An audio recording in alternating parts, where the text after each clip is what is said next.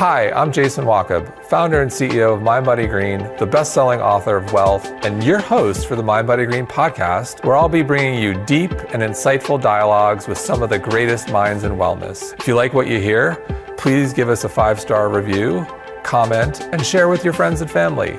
And don't forget to visit us at mindbodygreen.com for your daily dose of wellness. Thanks and enjoy the podcast.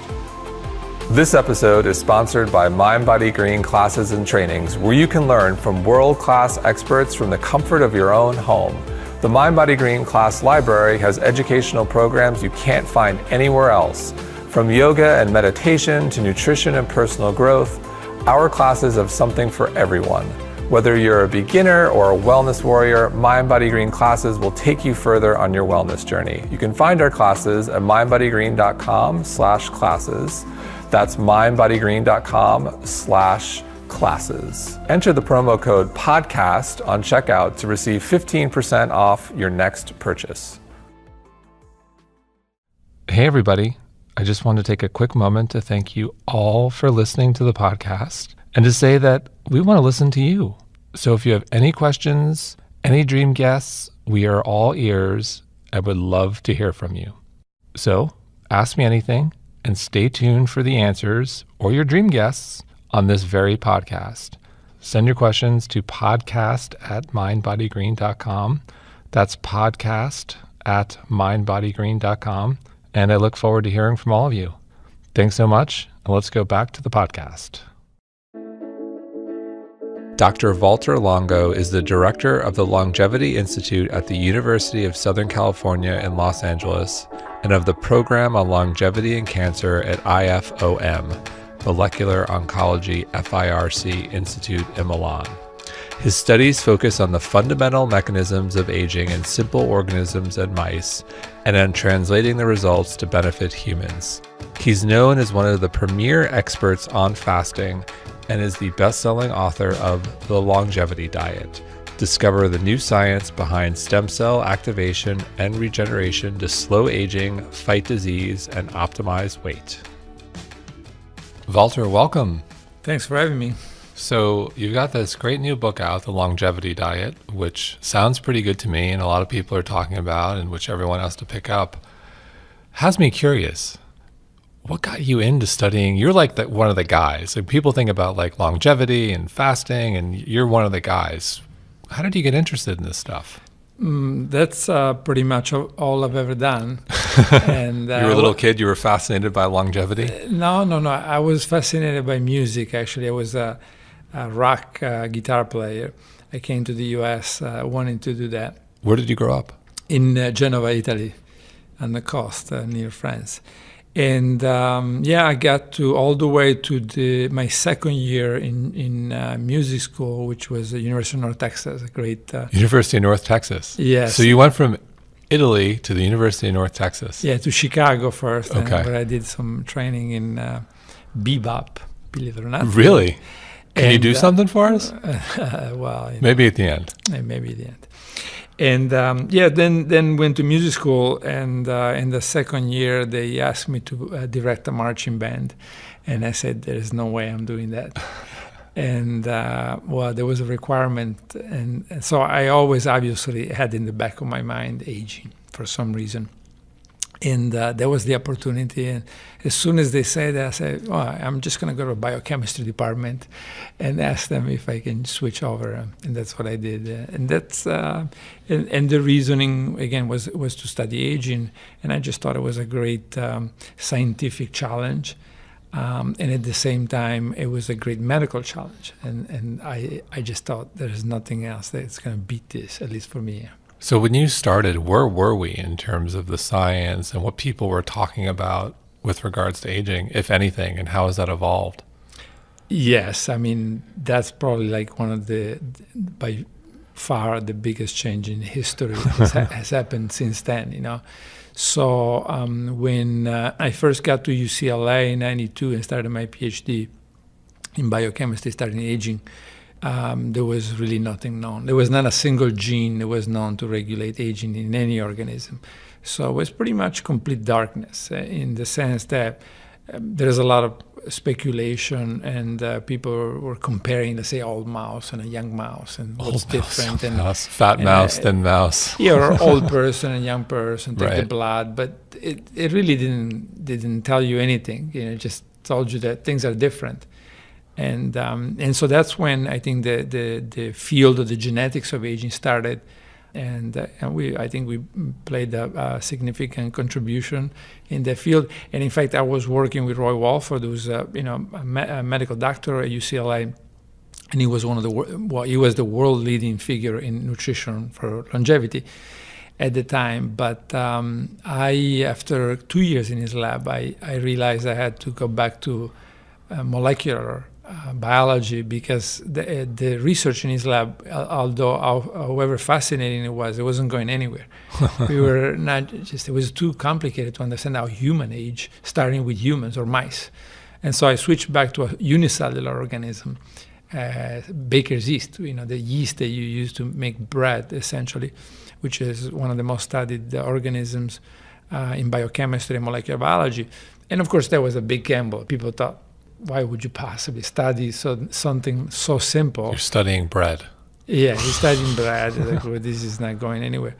But sure enough, it was exactly the right move. And so we identified two of the key pro-aging pathways. One is called TOR kinase, which is now probably recognized as being one of the most important aging pathways in all organisms. And the other one was the RAS-PKA, the sugar pathway. So first is the protein pathway, and so meaning the genes that are activated when you have high protein in your diet. And the second one is the RAS-PKA, which is the genes that are activated when you have high sugar in your diet, right? So, and so there was, and still is the foundation for almost everything we do here. So it's this idea of turning off and turning on genes, epigenetics to some degree. Yes, genetic and epigenetic. So you, if you turn on these genes, the system, the organism gets into an accelerated aging mode.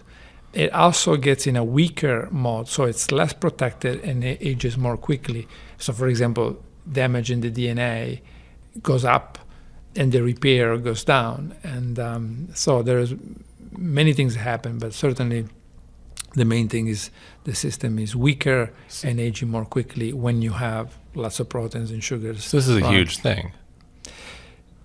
I mean, of course, the implications, how you can use them, we can talk about it, are, of course, they could change completely the way we get sick or not, and the way, you can apply it to almost anything. We're applying it now to cancer patients receiving chemotherapy.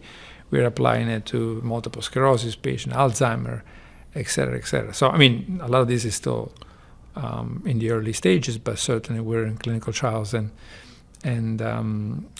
we see how eventually it could be something that accompanies drugs. Sure. And so in many cases, probably substitutes drugs. So you're in the lab, you're studying this for 25 years now, and what are some of the patterns you're starting to see with the people who are living the longest, healthiest, happiest lives?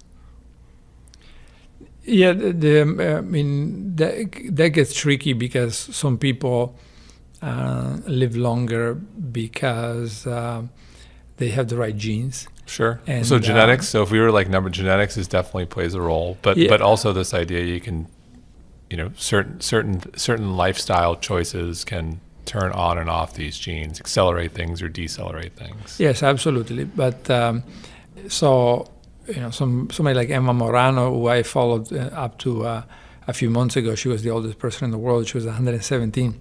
Wow, where'd she live? She lived in northern Italy, in Lago Maggiore, and in a place called Verbania. And she did not have, she had a pretty good diet for the first, say, 70, 80 years of her life. Then she started, eating a lot of eggs and a lot of meat. Oh, really? Yeah. And but then, if you look at her brothers and sisters, they all made it to over the age of 90, and some over the age of 100. And when you see that, you know that the chances of this being this effect being non-genetic is very slim, right? So most likely she was one of the rare people that could do almost anything and still make it to a very old age. Now, for everybody else, the diet, and you can tell that when you do experiments on any organism, the diet is by far the most powerful effect. Even most people don't realize, even much more powerful than exercise.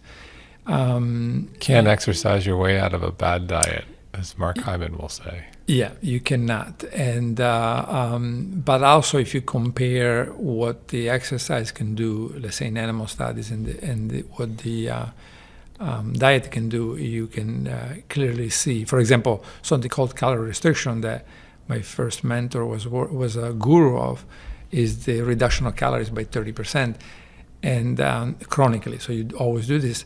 And this has been recognized for many, many years as something that can dramatically affect lifespan. Now, it's not a good idea because it just brings also a lot of problems, but there's been never an exercise regimen that has that kind of powerful effect in the 30-40% lifespan extension range. Wow. So just to compare the two. And of course, exercise is important, but not as powerful as... So you talk about the 5 pillars of longevity, and you explain to people, what are those pillars? Yeah, well, first of all, the 5 pillars really came from the need to combat chaos, meaning that there's so many books on nutrition and so many opinions, and anybody that has an opinion can write a book on it, and that's really doing tremendous damage. And so the 5 pillars was a way to say, I talk about in the book, for example, building a plane, right? You wouldn't buy the plane that anybody built. You want Boeing or Airbus to make the plane you fly on. Why? Well, there's a long tradition, and there's also a lot of accountability. I mean, their planes rarely come down, right? Sure, they don't. They have not a lot anymore. of redundancy systems. It's amazing how safe flying is now. Exactly. So I think for nutrition it's the same way. And the 5 pillars, for example, one pillar is epidemiological studies. Very important, but unfortunately many books are written only in epidemiological studies, and these are, of course, studies of large population. What if you take 50,000 people that eat this way versus 50,000 people that eat another way? Who does better? And the other pillar are clinical studies. What if you, for example, one study that I cite a lot in the book is this study by a group in Spain that took thousands of people and put them on a low-fat diet, and thousands of people, and randomized them to a high olive oil, high nut content diet. So it was a relatively high-fat diet, but of certain fats. Like a Mediterranean diet. It was Mediterranean, but with very high levels of olive oil or nuts. And so that's the kind of studies that are also important. What happened to those people? Within 5 years, they had to stop the study because the people on the olive oil were doing so much better than the controls on the low-fat diet. Wow. So they had olive oil for the win. Yeah. So olive oil and nuts, but olive oil was very effective both in cardiovascular mortality, and this was a group that was selected for being at risk for cardiovascular disease, and cardiovascular mortality, but also overall mortality. So both were affected by the very high. They were drinking almost a liter of olive oil per week. Yes. So lots of it every day. So that was good, or you're saying it was bad for cardiovascular, or good? Good. Yeah. Wow. So it was good. And again, the control group was on a low-fat diet, which is one of the recommended ones for cardiovascular diseases, right? So that's number 2 pillar. And number 3 pillar is basic science focused on aging, what I call juventology. And I came up with this word because I just didn't like the focus on gerontology, so the process of getting old. And to me, it wasn't so important how we get old. it was much, much more important how do we stay young. Sure. And so that's what we learn also from the genetics of aging research. You can reprogram a system. So, for example, under certain condition, a system, an organism can make the decision, I want to live a short life and reproduce a lot, right? Then, and this is most organisms. Or you can make the decision, I want to live a long time and take my time reproducing. So either way, for evolution is good. You're going to have offspring and you're successful. But now in the second case, the juventology, the youthful program lasts maybe 3-4 times longer. And that's where, seeing this in simple organisms, both in bacteria and yeast, I knew that this was probably the way to go. So anyways, the pillar is really about how do you use billions of years of evolution to reprogram a system into having an extend youth time. Or youthful time, if you want to call it that, and this is very, very important because if you try to do it by implementing and trying to figure out everything, it'll take you hundreds of years. But if you let evolution teach you, why is it that a mouse lives 2.5 years? And it gets cancer starting at 1.5 years, and we live 80 years and we get cancer starting at 40 or 50, right? So these are in one Why case. is it? Do you have the answer? Well, yeah, the answer is that there's different programs, right? The youthful program for a mouse is 1.5 years. Evolution protects the force of natural selection is very high because most of the offspring are generated during the 1.5 years, right? So it's really irrelevant after that if the mouse ages. For people, if that happened in 1.5 years, we will have been extinct a long time ago. Sure.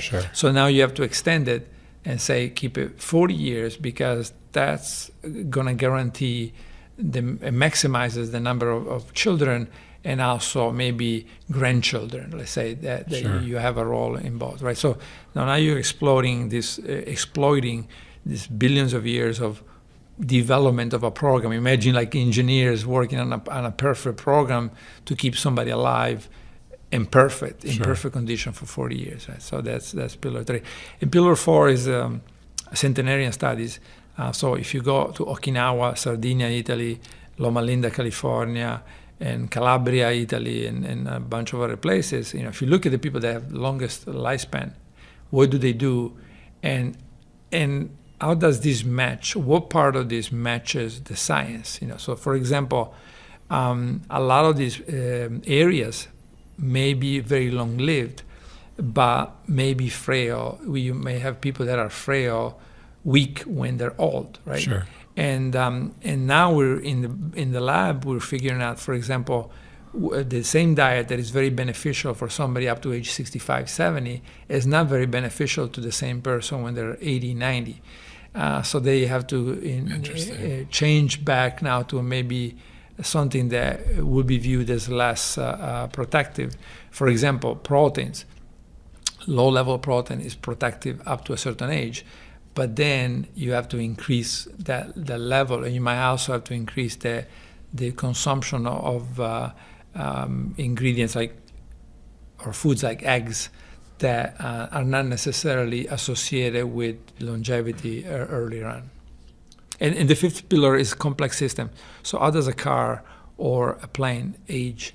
And how do you use that how do you explore this knowledge of something that we built to then apply it to a complex system like the human body. So what do we do other than, so I think, there's a piece of this is, okay, I can go get, 23andMe or someone out there and get my DNA and look at my genes and take it to an educated doctor or maybe read your book and read some literature and say okay, I want to turn this, I'm aware of this, I want to turn this one off, turn this one on, and so on, but which is an individualized approach, which is a huge part of this. And what are some of the practices that you would say are generally pretty good for everybody? Yeah, so the personalization, of course, is good, but we're still far away, I think, from from applying in a way that beats, let's say, the general approach. And so the general approach, I think, is still by far the best one. And the general approach is really the common denominator that I was talking about just now. So, for example, if you look at all these 5 pillars, you come up with a low protein diet, vegan, pescatarian, so meaning the vegetable plus fish, maybe fish a couple of times a week.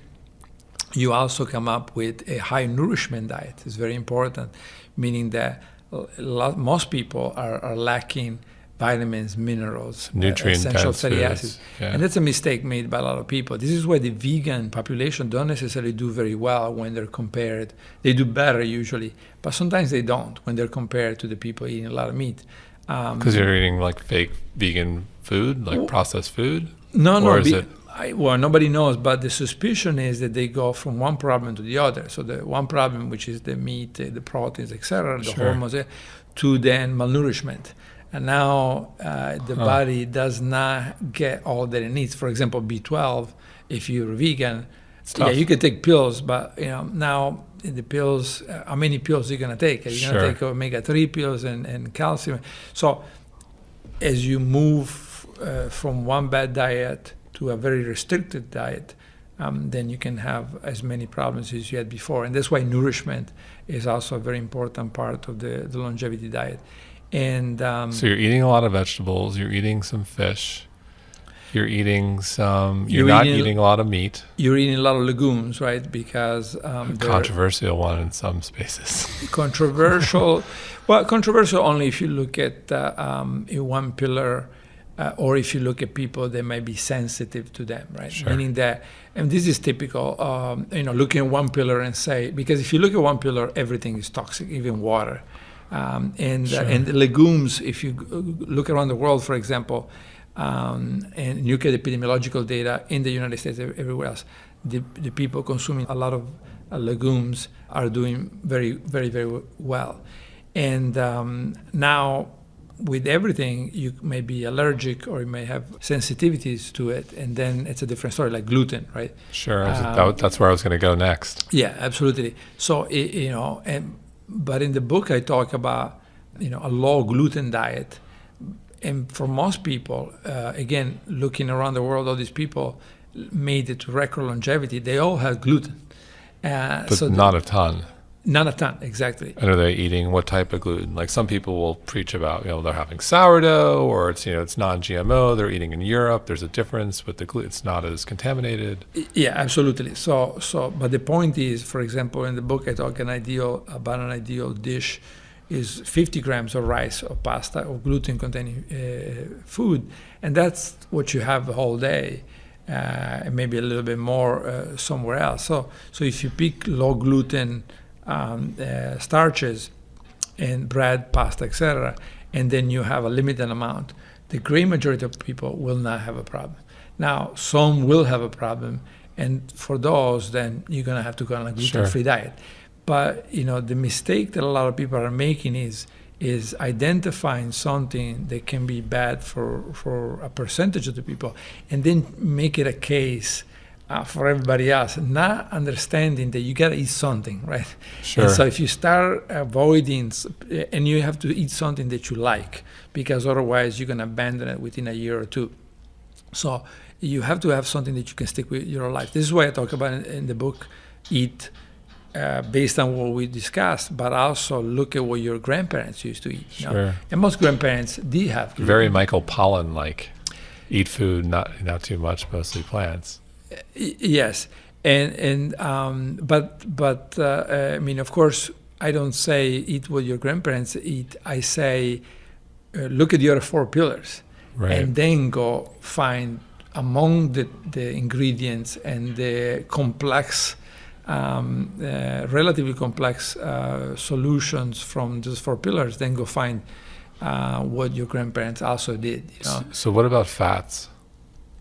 Well, fats are very good if they come from the right places. Also, the olive oil. Avocados, I'm assuming. Well, avocado, probably not. You're going to break a lot of hearts. man. Avocado. This is where the interview goes south. Yeah. You're killing me. Now I have like an avocado a day, two avocados. So avocados. Wait, I just want to take a moment for myself to brace my. Yeah. So avocados? No, well, I mean, look at it this way. If in the book I talk about lactose intolerance, right? Sure. So if your grandfather was from Norway, most likely you're lactose tolerant, so you can drink milk and nothing happened to you. If your grandfather and grandmother were from Japan or Sicily, most likely you're lactose intolerant. Right? Sure. So now avocado, it may very well be that it doesn't bother anybody. It's not like milk, and it would be fine for everybody. But it could also be that after 20 years or 10 years of avocado, you start developing autoimmunities, like gluten, right? So all of a sudden, your body is exposed to something that your parents, grandparents, great-grandparents have never seen before. So you could develop like an autoimmune avocado? Yeah, of course. I mean, this is what happened with gluten, right? You start attacking something that you used to see at much lower level. Now all of a sudden, how do you know if this is happening? We don't know. What we know is that I feel like this is the biggest new. Like this is like people love, and why I'm like sticking on this is generally, you know, we talk about we joke with avocados. We love avocados. It's like one of those foods that people universally love. Vegan, paleo, omnivore. It's a healthy fat. It's fun. It's playful. It's like the one thing that like everyone can sort of agree on. But well, I mean, and again, it may be the avocado doesn't do anything. That's not the point. The point is more like, can I get something that in fact is as good? You know, so if you eat some nuts and you eat vegetables, there is no reason to have avocado. Now, you know, having avocado once in a while, it's okay, but having lots of avocado just puts your system in a position where, you know, sooner or later, it might be recognized as foreign. So and, I guess, is it the idea that too much of something could be a bad thing, or is it specific to avocados that you see in your research that? No. We haven't done research on avocado. So again, avocado may be perfectly fine. It's just not something that your grandparents ate, and historically, it's not something that was common at the table of the people that came before you. So there has been no filter for avocado. Understood. And also there is the system may, like with a virus or other invading agent, may recognize it as foreign and try to attack it. Got it. So it's like a new thing. Like I understood. Your point is ancestors weren't eating this stuff, so we don't really know if this is exactly. And so would like coconut oil fall in that category as well? And coconut oil could also fall in that olive category. Oil, nuts, good. We've got some data there. Well, you know, if something is being consumed for hundreds of years and everybody was fine with it and nobody developed, for example, nuts. A lot of people have allergies, right? Sure. And have intolerances. So you know that you have to watch for it, and if you start developing that, you have to stop eating nuts. You know, and that's the same with avocado. But my issue is much more than avocado is with having this exotic diet, right. You know, all the time.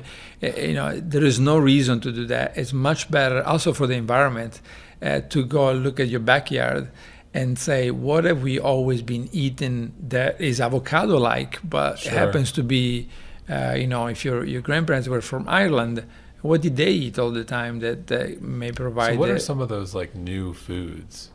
You know, it's like if I think of like the new hot fats, you've got, you know, avocado, you've got let's say quinoa, kale, curcumin.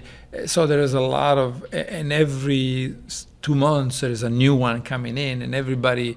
I think it's entertaining to me because they might go look at the protein content and of quinoa, for example. Well, there is no reason to go to quinoa to get protein. You know, legumes have plenty of proteins, and even if you beans avoid over quinoa. Well, beans that your family and again, once you identify the type of foods that they were consuming all the time and that you like. You don't need to keep looking. It takes some effort for a couple of months trying to figure out what is it that I'm in tune with. I use this word in the book. And then once you have those 30 foods, like for example, if you look at Okinawans, they ate purple sweet potatoes. It was 70% of their calories historically. Right? So sure. That's all they ate. And so again, once you have the sturdy type of foods, you don't need anything else. As long as you make sure that everything is covered, you're good to go. Now, if once in a while you can have quinoa or avocado, nothing's going to happen. Right. It's just that every 3 days you have it, then there is a possibility that you're going to start developing problems. Interesting. Because I think of like coffee and functional coffee. So like people drink bulletproof coffee, or they'll put ghee in their coffee, or coconut oil, or ashwagandha, or whatever. So is that stuff, jury's not out, Well, still don't know? Well, I think the jury is that it's not done. There is no evidence in any of the pillars that that's going to help you. Yep. And you're just exposing yourself to an uncertainty situation, particularly if you do it over and over and over. So if you do it with, for example, now in the book I talk about autoimmunities are increasing 17% a year worldwide. Now, Wow. there could be all kinds of reasons for it, but this is just an incredible increase, right? And my suspicion is that it has to do with now the gates opening and everybody now going and being exposed to all kinds of, not just being exposed once in a while, but continuously exposed to something that your microbiota, so the bacteria in your gut and your immune system there, has to decide, what do I do with this thing? I've never seen it before. Do I attack it or do I let it through, right? And that's a tricky decision. And it may be that, you eat avocado and you're fine for years. Then all of a sudden you take antibiotics. You're having an inflammatory process in your intestine, and now that's a combination. So how does one know? Like, what tests do you take for this stuff, or is it just like, I don't feel good? I mean, is it listening? Well, you don't take any tests. You just ask questions to your parents and grandparents. What did you eat all the time? Did they ever cause any problems to you, to grandpa, to great grandpa? If the answer is no, we ate this every day, or if they're like, we don't know what the hell you're talking about. What's that? Well, if I say to like my coconut oil friend, it was one of the ones you brought up, like I have coconut oil or MCT oil, like I'll put that in my coffee. That's like a new thing. Yeah, I mean, you're So definitely there's a roll of the your dice. grandparents are not gonna. They had butter. I guess I have ghee. I'll put ghee in my coffee. Yeah, but again, I'm not advocating that you eat what your grandparents ate, but out of the healthy things that you could pick, so butter would be excluded. Sure. Because a lot of people misunderstand and say, well, my grandparents had a very bad diet. Shall I have that? So absolutely not. I'm saying vegan, pescatarian, and out of the range of things, spend a couple of weeks. Sure. Ask questions, and you don't even have to ask your grandparents. You can say, where were you from? Whatever place in Germany. And say, what did people eat there, back 100 years ago and 200? What's traditional? So what I'm worried about, so I actually did my 23andMe recently, and I'm like 85% Western European, so like Germany, like 80%, and then like a little French, and mixed in everywhere else around Europe. So if I like go back to 100 years, I'm like, okay, where were my aunt? They were eating like bratwurst. Like they weren't.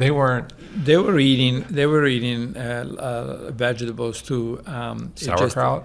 It's just a matter of these are the famous ones, the stereotype, right? But sure. But if you take your time, you'll see that they were eating all kinds of things. Yeah, and I mean, it's not like you have to eat it. You have to do this for 20 years. You just do it once. Once you learn what it was, sure. Then you're okay. And it's also okay if you your parents, for example. To say most of it you can get from your parents. What did they eat their whole life? If they had broccoli for 40 years, 50 years, and nothing ever happened to either one of them, sure. Chances are you're okay. Probably, like, for example, with lactose, were they from Japan, and did they both have milk for 40 years, you will have seen that they were sick, sure. Right? Because they're lactose intolerant. So, so we already know that this system works. And with gluten, for example, if you had the low gluten bread and pasta, whatever, that they had, and you have limited amounts. In southern Italy, I talk about this dish, pasta vianea, and it used to be like, they used to put a little bit of pasta and a ton of these green beans, right? That's what they ate all the time, for like 4 or 5 times a week. Nobody developed gluten intolerance. Sure. Never seen a gluten. Because you would know, sure. Right? You would know, but maybe maybe 1 in 1,000, Sure. right? So we're talking about gluten, and before we move on to fasting, which is a big thing you're known for, sugar, no good. We know that. I don't think we need to spend much time on that. Alcohol. Yeah, alcohol is fine. So is caffeine. And so alcohol, coffee, good. Yeah, Wine, vodka, with, tequila. With some exceptions, which is if you have risk in the family, if you're at risk for certain cancers that are for which alcohol is also a risk factor, then Sure. probably not such a good idea. So, it's a matter of going through your family history and figuring out, what cancers were common among your parents, grandparents, aunts, uncles. And if there's not a clear genetic link to some of these cancers that are alcohol associated, then I think most of the studies are suggesting that alcohol is protective. You live longer by drinking moderately. So colon cancer is something that's affected my family. I'm curious what... Yeah, colon cancer may very well be one of the ones that, now I don't remember, there are 3 or 4, the WHO lists them. There is an official list of the ones that for which alcohol is a risk factor. So you have to see, did one get colon cancer when they were 87? Sure. Or did 4 members get colon cancer in their 50s and 60s? All late in life, yeah. If it was B, then you might have to exclude alcohol. Right. But if it was A, then okay. It doesn't look like there is a strong genetic component. So I want to move on to fasting.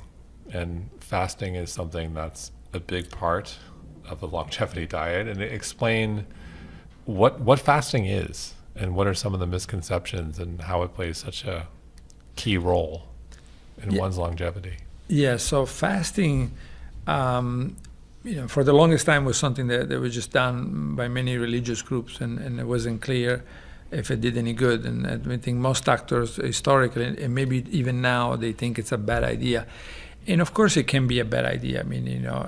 If you are malnourished to begin with, if you're underweight, if you're anorexic, if you have certain diseases, etc., it could be bad. But if it's done correctly, it's an extremely powerful tool. And we discover in the last however many years, 10 years or so, focusing on fasting, that in addition to regulating these genes that regulate aging, TOR, cis-kinase, PK, etc., they also regulate the rejuvenation of multiple systems, meaning that while you're fasting, the inside of a cell starts eating itself by autophagy, so a process called autophagy, and also organs start eating themselves. That's a good thing. Yeah, it's a very good thing because it's something. It's a program that has been around since the beginning of life. Bacteria do this already. Sure. Right? And so for billions of years. And what happens is that basically I use the analogy of a wood-burning train that is running out of fuel. It cannot make it to the next station. And so the engineer starts going around the train and takes the broken seats, the broken walls made of wood, and burns them, right? So this is the process of eating yourself for fuel purposes. And that's exactly what the body does. You're starving, and so the body says, well, first of all, I need to be lighter because I'm not going to make it to the next moment where I'll have food again.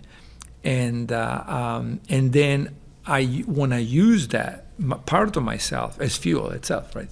And anyway, so this whole process then leads to getting rid of damaged components, burning them, and then turning on stem cells and turning on intracellular mechanisms that then rebuild, right? So the train gets to the station. Now a lot of seats are missing, and now you rebuild it, right? You put new seats, new walls, and now all of a sudden you made it to the station, and you have a train that might be 30% new. And the body does exactly that. Of course, you have to know what you're doing. This is why we abandoned the idea of fasting, water-only fasting, and we came up with this fasting mimicking diets to make sure that, both for compliance, but also for safety.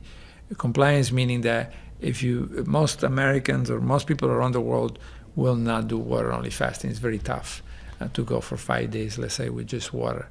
And we learned that when we were doing a clinical trial on cancer at USC, nobody wanted to do it. The oncologist didn't want to do it, and the patient didn't want to do it. Then we funded from the government, we developed a fasting mimicking diet, FMD, and that's between 800 calories and 1100 calories a day. But also for how many days? For 5. Well, it depends. And for normal people, our trial was for 5 days. 5 days. So 5 days, 800 to 1100 calories. Yeah. And then what about the other 2? No, just 5 days. It's just 5 days. 1100 calories on day 1, and then it goes to about 750 day 2, 3, 4, 5. And then 6 and 7, you can do whatever you. It's over. 6, you just have you have to. There's some recommendation. Got it. And refeeding, because you don't want to have a steak at the end of this. Right. So what is, maybe just walk us through that, because I think sometimes there's a disconnect. We don't talk a lot about calories, and some people don't. It's just, so like, what does that look like from like visualize like some foods you can eat if you're walking through that for 5 days? So this is low protein, low sugar, and relatively high carb, but in the form of vegetables and nuts. So like day 1, I'm having some kale, some spinach, a little piece of salmon, and some nuts. No salmon. No salmon. No. This is not the everyday diet. This is something that people do, let's say, once every 4 months on average, right? For 5 days. And the job of this is really to reset the system, as I was saying, get rid of junk, turn on stem cells, turn on intracellular component, rebuild. And the rebuilding happens when you refeed. It doesn't really happen when you're fasting. So it would be vegetables, it would be nuts, but certain type of nuts, certain type of vegetables. And there's teas in the fasting mimicking diet, and chips. So it's, chips? I mean, like kale chips, for example. Okay. For a second, all right, chips, I'm in. Let's get a bag. No starch, no starches. But we also try to make it. We make it so that people have some treats in there. Because that's another. What kind of treats do you have? Well, for example, we have some chocolate, dark chocolate bar. What percentage of dark chocolate, though? Yeah, these are high 70s, 80s. There's no milk. There's no animal products in there, so there's no milk. It's high, but it's not a lot of chocolate, but just enough, very little sugar, but enough to be pleasant for people. Sure. And the reason for that is that, it's not as good as it could be, but it increases dramatically the compliance. So people are more likely to come back and do it again because they have that component. So you're losing. This sounds attractive, because I think there's a perception of fasting, and it is true, because there are different programs, and some of those programs involve literally like not eating anything. So you actually have a program where you eat something for 5 days.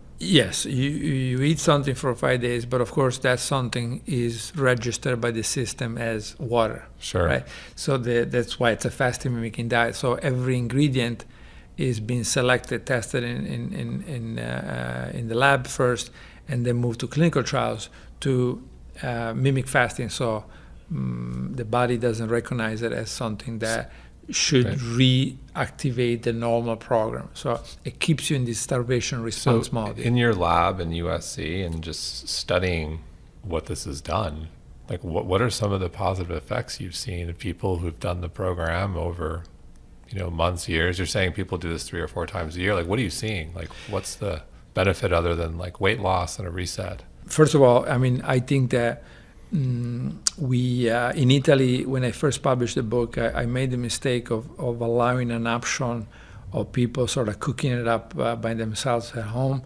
and that was a disaster. And you get a lot of complaints from doctors and patients and lawyers too. If I got someone starving myself over here, and you're making them sick, that sort of thing.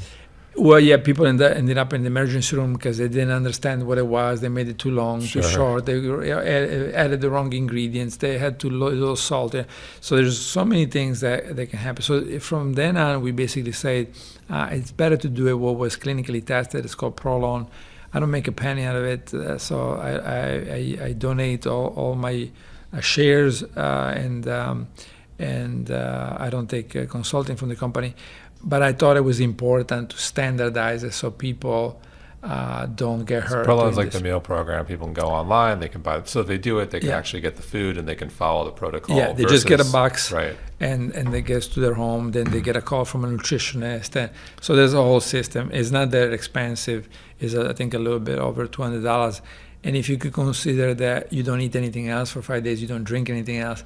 So on average, you save. I don't know what the amount is, but close to $150. So. I think if you do it 3 or 4 times a year, in the end, it's almost nothing that you spend. So what about like the long-term health benefits? What do you see? Yeah, so in the clinical trial where we tested this Prolon, we did 3 cycles, once a month for 3 months, and then we looked at people at the group of 100 patients before and after the 3 cycles. And the changes were remarkable. It was a reduction in cholesterol, triglycerides, blood pressure, fasting glucose, C-reactive protein for people that had high levels of it, and also IGF-1, which is a marker, potential risk factor for cancer. IGF-1? Yeah, insulin-like growth factor 1. And this has been associated with colon cancer, breast cancer, prostate cancer.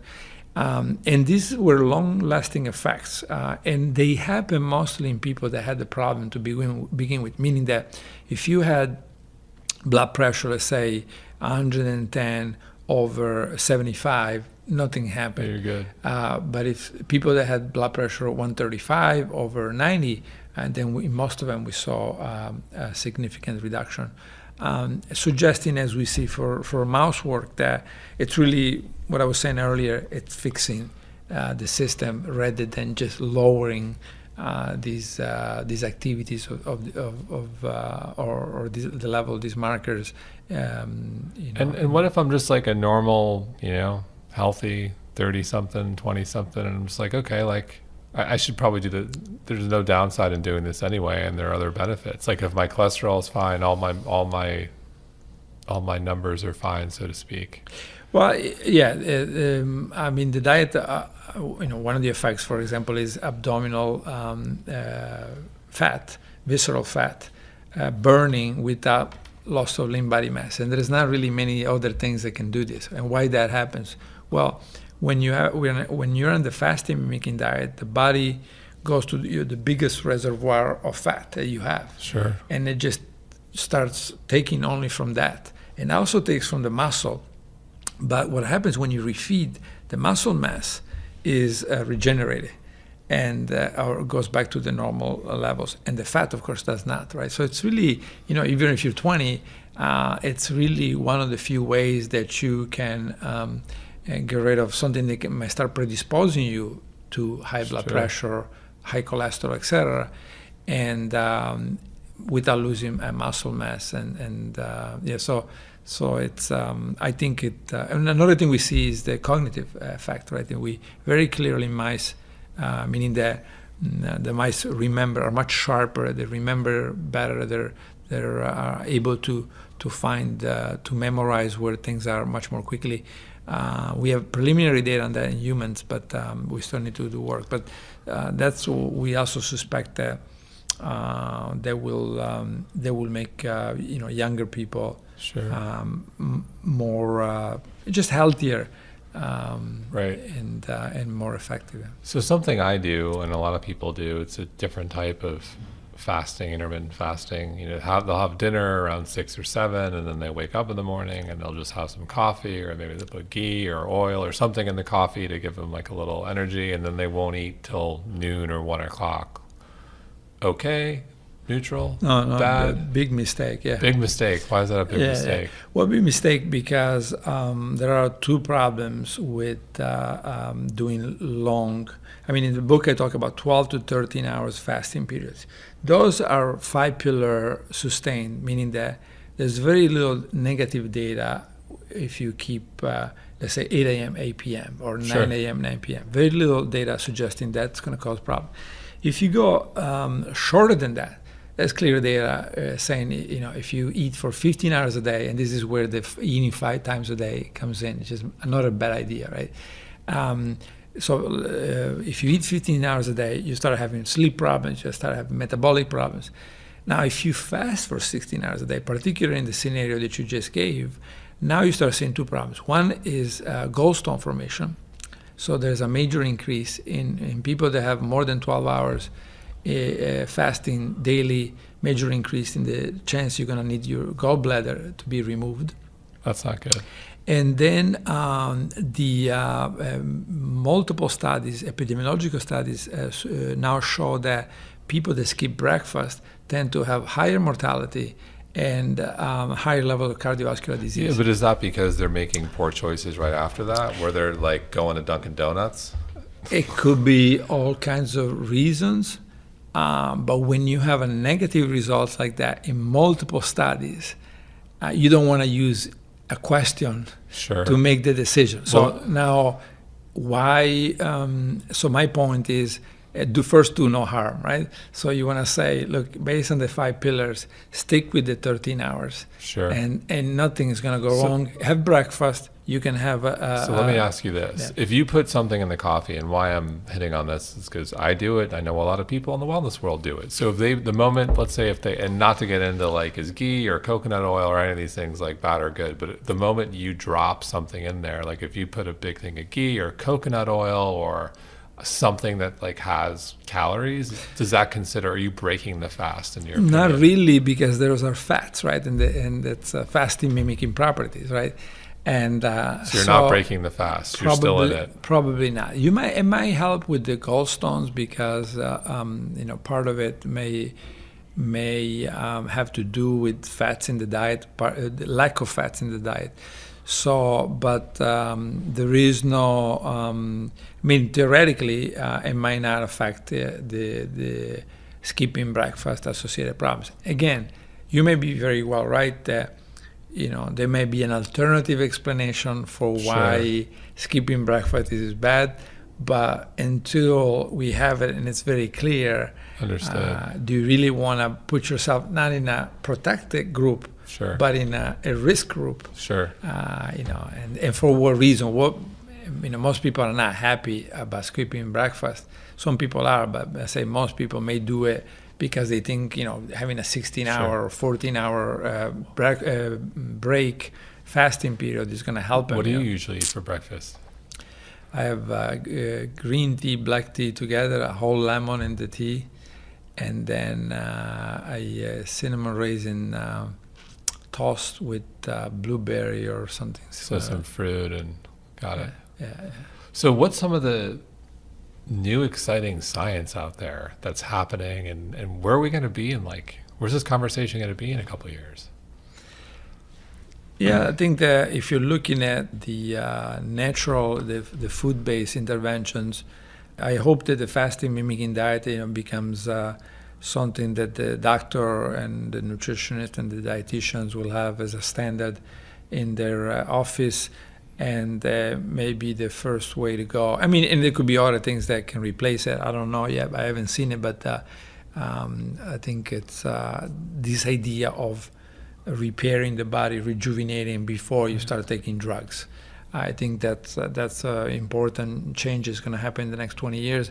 Also because we were going bankrupt with the system of every problem you have, you try to put a Band-Aid on it, which then gives you more problems, and by the time you're 60 years old, you take 5 or 6 drugs.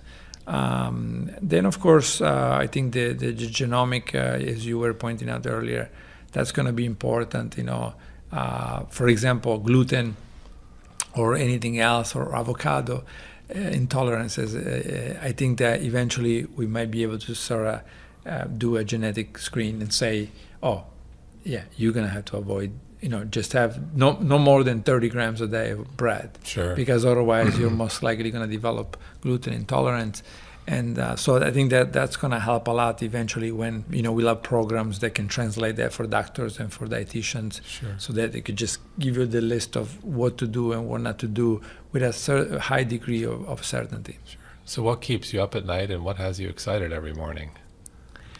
I think we are. I'm kept up by much more with the clinical work and diseases, right? So we're now working on type 2, type 1 diabetes, multiple sclerosis. We have clinical trials that we're about to start on Alzheimer's. Those are harder challenges than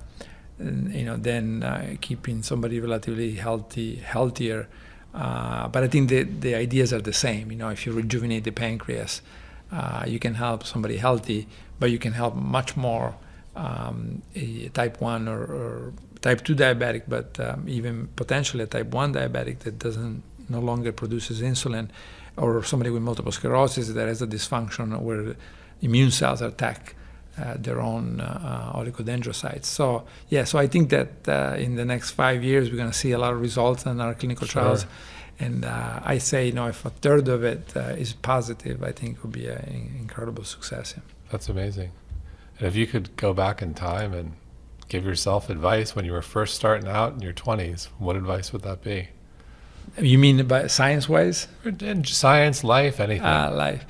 Yeah, I think that music was a big part of my life back then, and I abandoned it a little bit, and so maybe I'll have an opportunity to go back to it at some point. That would be great. Yeah.